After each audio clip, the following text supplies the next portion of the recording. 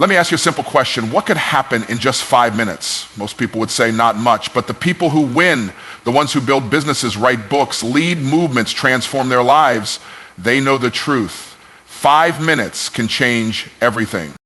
You see, productivity is not about the number of hours in your day. It's about what you do with the next 5 minutes. That's it. Because the difference between average and excellence isn't in the calendar, it's in the moment. And the moment you choose to act, that's where your power is. The problem is, most folks are waiting to feel motivated. They're sitting around, scrolling, thinking, planning, dreaming, but they're not moving. And here's the truth. You don't need motivation to move. You need to move to get motivated. Action is the ignition. Momentum is the fire. It only takes 5 minutes to light it up. That's the 5-minute rule. You don't negotiate with your feelings. You don't argue with your doubts. You just say, I'm going to do this thing, not later, not tomorrow, but right now, and I'm only committing to 5 minutes. That's all. 5 minutes of writing, 5 minutes of making calls, 5 minutes of cleaning the garage, recording the website, recording the content, making the pitch. Because when you start, something powerful happens. Your emotions begin to follow your motion. You were tired, now you're alive. You were overwhelmed, now you're focused. You were doubting, now you're producing. Why? Because the body moved first and the mind caught up. We've been lied to. We've been told success is about giant leaps, massive plans, long hours. No, the truth is micro commitments beat mega plans every single time. You want a 6-figure business? Start with 5 minutes of revenue generating action. You want a fit body? Start with 5 minutes of sweat. You want peace of mind? Start with 5 minutes of order. And don't tell me 5 minutes isn't enough. 5 minutes is how long it takes to make a decision.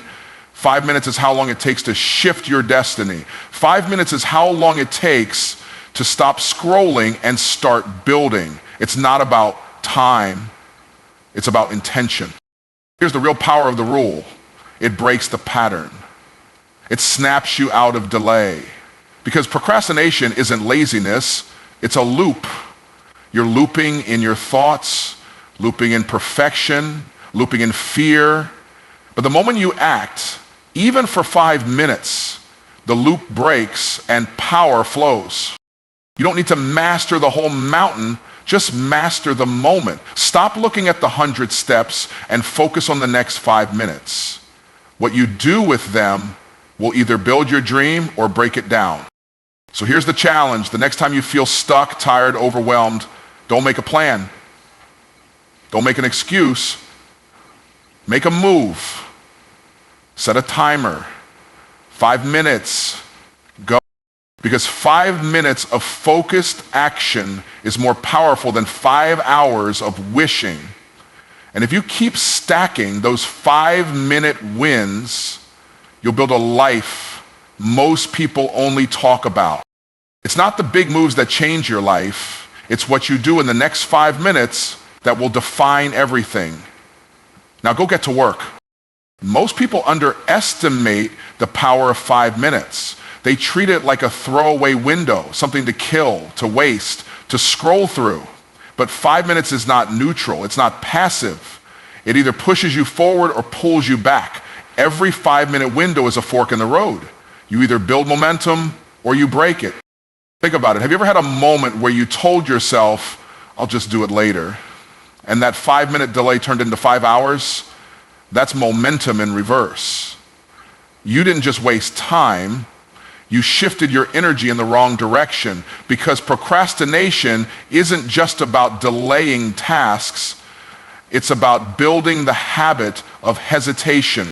But the opposite is just as true. When you take that same 5 minutes and start something, even if you don't feel like it, you build forward motion. You shift gears.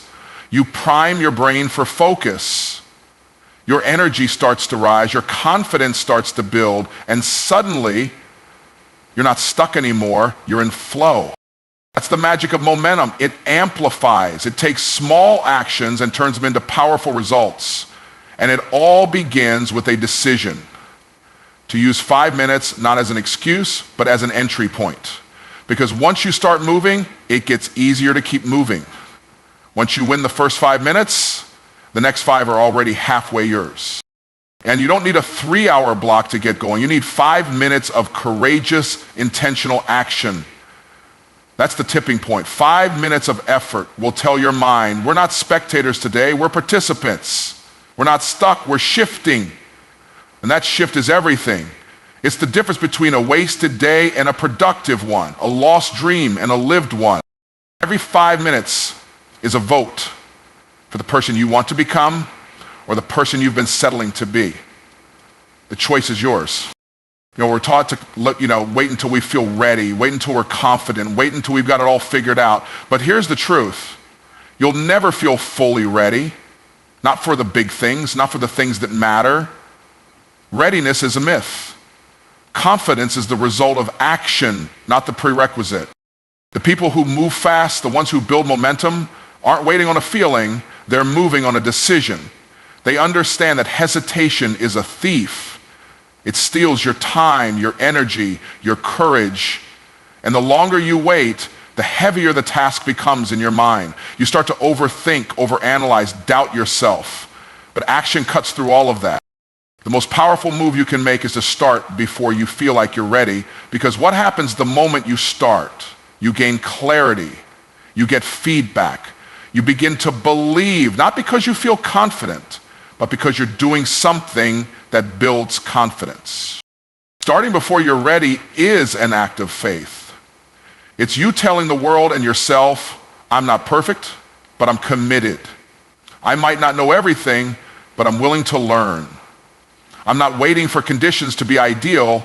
I'm creating movement anyway. And then here's the kicker. When you start before you feel ready, you're in rare company. Most people are stuck in the cycle of preparation. They're addicted to planning. They call it being responsible, but it's just a dressed up version of fear. You don't need another plan, you need a push. Real progress isn't born in perfection, it's born in motion. It's born when you step out, even if your hands are shaking, even if your voice is uncertain, even if the timing isn't perfect, because the moment you start, you're no longer who you were 5 seconds ago. You've stepped into growth. You've stepped into power. You've stepped into your future. So stop waiting. Start where you are. Start with what you have. Start even if your knees are knocking, because you don't need to feel ready. You just need to be willing to begin. We live in a world that tells us we have to feel inspired to take action, that we have to feel motivated before we move. But the truth is the opposite. Emotion follows motion. Your feelings are not the fuel, they're the byproduct. Action is what changes how you feel, not the other way around. Think about it. Have you ever forced yourself to go to the gym, and when you didn't feel like it, and 20 minutes in you felt amazing? You didn't start with energy, you started with movement. And that movement shifted your state. It pulled you out of that low energy, low confidence place and elevated you. Why? Because the body is the fastest path to the brain. What you do physically transforms what you experience emotionally. When you sit still, you stay stuck. When you wait, your emotions harden. But when you act, even if it's small, even if it's messy, you give your mind something new to attach to. You interrupt this cycle of delay, fear, and doubt. You don't wait to feel bold, you move boldly, and that creates the feeling. You don't wait to feel positive, you take positive action, and the feeling rises to meet you. This is why successful people don't rely on moods, they rely on motion. They've trained themselves to act regardless of how they feel, because they understand that consistent action will eventually shift any emotional state. That's how they stay consistent. That's how they stay disciplined. Not because they always feel like it, but because they've mastered the principle that feeling comes after doing. This is power, because now you're not a slave to your emotions. You're not sitting around hoping the motivation fairy shows up. You're leading your emotions instead of being led by them. You're driving the vehicle, instead of sitting in the back seat of your own life. The next time you feel tired, discouraged, unmotivated, move. Do something. Shift your body, your breath, your voice. Take one step forward, write one line, make one call. Because that motion will create a spark, and that spark will light a fire that your emotions can follow. The difference between stuck and successful isn't in how you feel, it's in what you do regardless of how you feel. Emotion follows motion. Always has, always will. We've been sold the idea that success comes from massive plans, perfect timing, and grand strategy, that you need to map out the whole journey, every step, every detail before you begin. But that mindset kills more dreams than failure ever will. Because while you're planning the perfect move, someone else is out there making imperfect progress. And that's what wins. Not the mega plan, but the micro commitment. Micro commitments are small, manageable promises you make to yourself and, more importantly, keep. They're not flashy, they're not dramatic, but they are powerful. Because every time you keep one, you build trust with yourself. You prove I do what I say I'm going to do. And that's the foundation of real confidence. Mega plans look good on paper. They feel productive in your head, but they often paralyze you in reality. Why? Because they're overwhelming. They make you think you need to do everything at once, and when you can't, you end up doing nothing at all. That's the trap of the perfectionists, always planning, rarely producing. But micro commitments, they get you moving. They give you quick wins. They shrink resistance. Instead of saying, I need to build a business, you say, I'll send one email today. Instead of saying, I need to get in shape, you say, I'll do 10 push-ups right now. That shift might seem small, but it's everything. Because momentum doesn't come from big plans. It comes from small moves made consistently. The person who takes 5 minutes of focused action every day will destroy the person who waits for the perfect plan for 5 years. It's not about what you intend to do, it's about what you actually do. Micro commitments put you in motion. They train your brain to associate progress with simplicity, not struggle. So stop chasing complexity, stop obsessing over the big plan, choose the next right action, the small doable step you can take right now, then take it again tomorrow. Then again the next day. Stack those micro wins until they become macro results. The game isn't won in the big moments, it's won in the small decisions no one sees, the 5-minute tasks, the 10-second choices, the simple commitments that compound. That's how you build something that lasts. That's how you win. Delay doesn't always look like laziness. Sometimes it looks like planning. Sometimes it looks like researching. Sometimes it even looks like being busy. But let's call it what it is. A pattern, a loop, a trap. And if you don't interrupt that pattern, it will become your default way of living. The pattern of delay is subtle but deadly. It starts with a thought, I'll do it later. Then it turns into a habit, I always work better under pressure. Then it becomes an identity, I'm just a procrastinator. But none of that is true, it's just conditioning. And the good news is, what's been conditioned can be broken. It can be rewired, but you don't break that pattern by thinking differently. You break it by moving differently. Interrupting the pattern doesn't require a massive shift. It requires a moment of defiance. A moment where you say, not this time. A moment where you move even when you don't feel like it. A moment where you reclaim control from comfort. Because every time you choose to start, you fracture that old pattern, you weaken its grip, you build a new one. A pattern of execution, not hesitation. And here's where the 5-minute rule becomes your weapon. When you say, I'm not committing to the whole task, I'm just starting for 5 minutes, you sneak past your brain's resistance. You trick the mind into motion. And once you're in motion, the grip of delay starts to break. You begin to shift your identity from someone who waits to someone who acts. The power isn't just in what you do, it's in what you interrupt. You're not just starting a task, you're disrupting a cycle.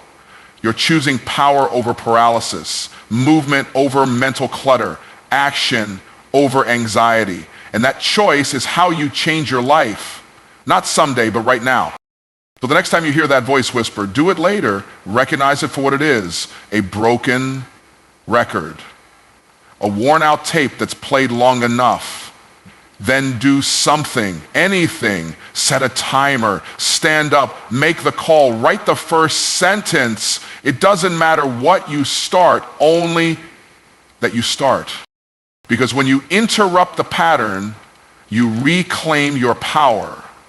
And once you've done that, you're no longer at the mercy of delay, you're in command of your destiny. One of the biggest reasons people stay stuck is because they keep staring at the mountain. They see the entire journey, all the steps, all the effort, all the time it's going to take, and they get overwhelmed. That feeling of it's too much kicks in, and they shut down before they even begin. But here's the truth. You don't have to climb the whole mountain today. You just have to master the moment that's in front of you. Success doesn't happen by tackling everything at once. It happens by winning the moment you're in. One decision, one task, one conversation, one 5-minute window of focused effort. That's where all the leverage is, not in the size of the goal, but in your ability to take control of right now. Because here's what happens when you focus on the mountain. Your brain starts spinning stories. What if I fail? What if I don't have what it takes? What if it's too late? That's mental sabotage. But when you narrow your focus to the present moment, just the next step, all that noise fades. You take the pressure off. You shift from stress to clarity. You move from thinking to doing. Mastering the moment is about presence. It's about discipline. It's about saying, I can't control the outcome yet, but I can control this action right here, right now. And when you do that, something powerful happens. Those small moments begin to stack. One good moment turns into 2, 2 turns into 10, 10 turns into a new habit, a new pattern, a new identity. This is how greatness is built, not through grand leaps, but through small, intentional victories that most people overlook. While others are stressing over the mountain, you're mastering your moment. And over time, those moments carry you further than fear ever could. So stop asking yourself how you're going to do it all. Start asking, what's the next move I can master right now? Forget the mountain. The mountain will move when you do. Just master the moment and keep doing that. And soon you'll look up and realize you climbed higher than you thought possible. Everything you